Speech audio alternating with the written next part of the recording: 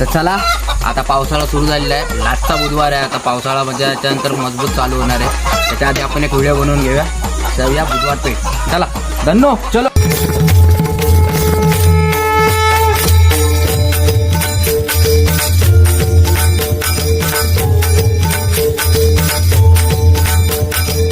शोधून शिनला जीवा तारे, साध तुलाही पोचल का?